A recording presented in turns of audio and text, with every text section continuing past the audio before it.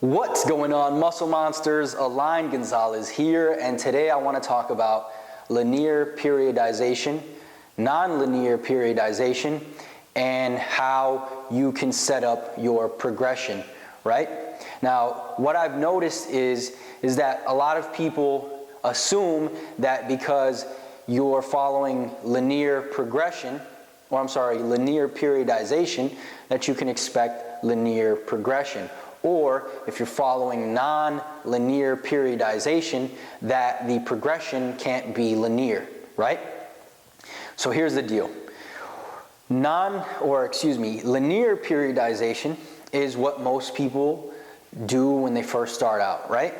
They have a chest day, they hit for 8 to 10 reps, and then the next week on that same chest day, they'll try to increase the volume somehow by maybe increasing the weight, increasing the number of reps they push with the same amount of weight, and so on and so forth, right? From week to week, they're trying to get stronger. This is linear periodization with linear progression. Now, if you've been training this way for some time now, you'll realize that at some point, the progression is no longer linear, right? It might fluctuate, maybe you're stuck on the same weight for a while, or whatever the case may be.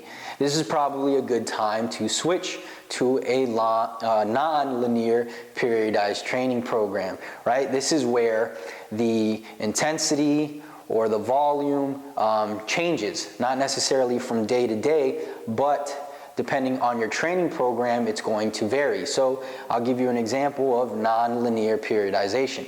Someone who trains with maybe a strength day and then a hypertrophy day, that's non-linear periodization, right? However, that does not mean that the progress is non-linear, right? We can still have linear progress even though it's non-linear periodization. And I'll give you an example, right? You have your strength day, right, this week, and then in the same week, further along in the week, you have your hypertrophy day. Now what's happening is you are getting adaptations from both days, and these adaptations kind of spill over to each other, right? So you have your strength day, then you have your hypertrophy day. The following week, you have your strength day again, and the adaptations that you produced, or that the workouts produced from last week, should make you stronger in your strength training this week, right? And then getting stronger in your strength training this week from the adaptations from the previous week will allow you to progress in your hypertrophy training that same week.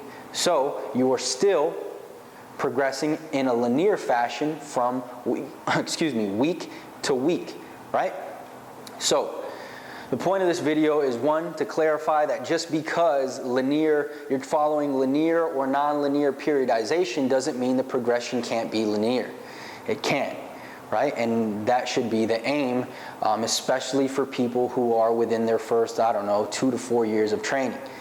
All right, but more importantly, if you are somebody who is training in a linear periodization or with a linear periodization training program, and you've completely stalled, and you just can't get any stronger, and it's been a while, then your chances are it's probably going to be a good idea to transfer over to some kind of non-linear periodization training program where you are getting adaptations from different intensity levels, different rep ranges, and so on and so forth.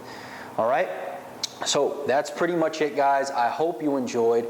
I hope you found it helpful. If you did, click the like button below. If you're looking for a solid training program, Mass in a Flash is still completely free. Link below. Go there, put your name and your email address.